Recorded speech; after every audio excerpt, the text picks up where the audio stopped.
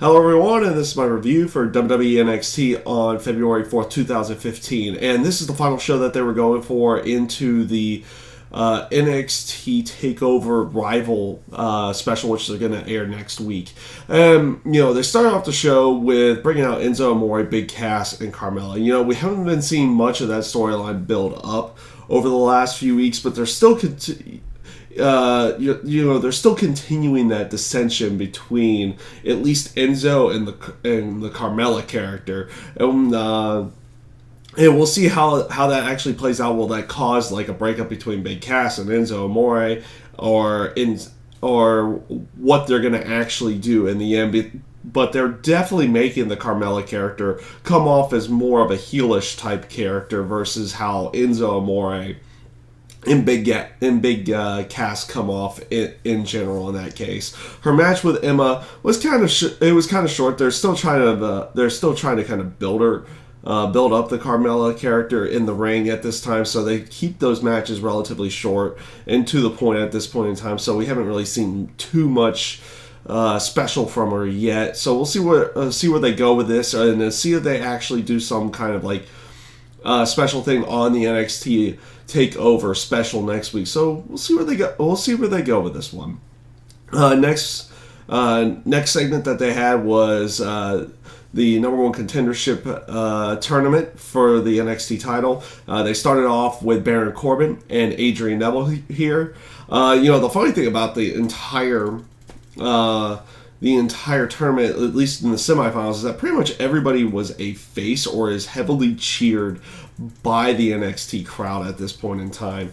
And this was also the first time that you saw Baron Corbin in a little bit longer of a match, trying to work over one of the other people in there, basically dominating Adrian Neville in the match without ending the match in a quick manner. And that's one thing you definitely needed to see from Baron Corbin at this point in time. Is the ability to potentially work a longer match. And obviously, he hasn't had much promo time, and he's pretty much, been in really quick matches. I like the ending in there, because obviously it's not time to put Baron Corbin inside of the title picture for the time being, especially since he is still kind of working with Bull Dempsey, even though they've had him go over twice over Dempsey in the past. Now they're having Dempsey cost him this match. Keeps Baron Corbin strong even though he loses the match, but B, it also continues on this storyline with the two of them, and the fact that and the factor afterwards they do announce that there's a no disqualification match between the two of them at NXT Rival, and that's not necessarily a bad thing in this case. I kind of like their storyline, how they've been working everything. And it'll be interesting to see how they work a no disqualification match with it between the two of them inside the NXT, inside of NXT in general. So we'll see where that story, not necessarily where that story goes, but we'll see how that match plays out on NXT Rival, and we'll just see where that one goes from there. Next up, they had Bayley going up with Becky Lynch. And again, another relatively good match between the two of them. I liked how they're still playing off of Bayley's knee injury from the last NXT TakeOver special, and they're still kind of working that little spot in there into every match to make it feel like that knee necessarily hasn't healed up or anything in that sense. But I also liked how they finished off the build towards the Fatal 4-Way match. Up until then, you hadn't you'd seen a little bit dissension between Becky Lynch and Sasha Banks, but you hadn't seen a full-on kind of split between the two of them, showing that, hey, this is an every woman for themselves Fatal 4-Way, and that's what you got in this case at the end of the match here, and it just played off really well. You get the sense that Fatal 4-Way match is an every woman for themselves match for the NXT Women's title, and that's a good. I honestly think that's just the better way of going with it. You don't necessarily have two people teaming up with each other against the other two at that time. And then it eventually breaks down into an every person for themselves type match. But it's kind of there already. So I've definitely liked where they went with this storyline with all four of the women. Next up, you had actually both promos with Sami Zayn and Kevin Owens. I like both of the promos. How Sami Zayn came off as, being kind of manipulated into giving Kevin Owens the title match, and how he manipulated his way into that. Owens basically going with his normal bit, that he's, even though he's saying he's really happy for Sami Zayn winning the title, he wants to do this for his family. It's like he has his reasons. He's the heel, but he has like these noble reasons for doing what he did. And I actually liked how they portrayed his character. He makes a perfect villain in this case.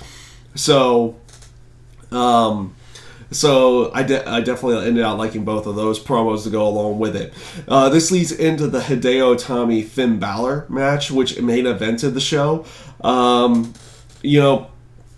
With this match, obviously a lot of hype, considering the fact that the two of them have worked together in Japan in the past. I haven't necessarily seen it, but so this is the first time I've seen the two of them work together as a singles match. I actually thoroughly enjoyed this match. I like the way they portrayed the entire match. They had them play up the characters as they were friends coming in. And with the match itself, you could definitely see that they played the match as, well, one person has control, but then there's an immediate reversal of control throughout the entire match. It wasn't necessarily one person dominating the match going into the actual finish. And them choosing Finn Balor going over in this case isn't necessarily a bad thing. There's still a little bit for Hideo Itami to work over, where kind of Finn Balor at this point, he maybe not fully promo-wise, but his entrance, his feel is a little bit better than Hideo Itami's. I like both of their in-ring works, but Hideo Itami's character kind of needs a little bit of work at this time, and it isn't quite ready to be there yet. So you have Adrian Neville and Finn Balor going into the actual NXT rival show for the finals of the number one contendership tournament. So overall, this week's NXT I felt was a good way of finishing it off, going into the new NXT Takeover special. And honestly, with the way that they built up it, outside of maybe fully Finn Balor and Adrian Neville, though they kind of had their built-in story of wanting the be number one contender for the NXT title right then and there. The name NXT Takeover Rival kind of works because every single match that they have is kind of a rivalry. Maybe also outside of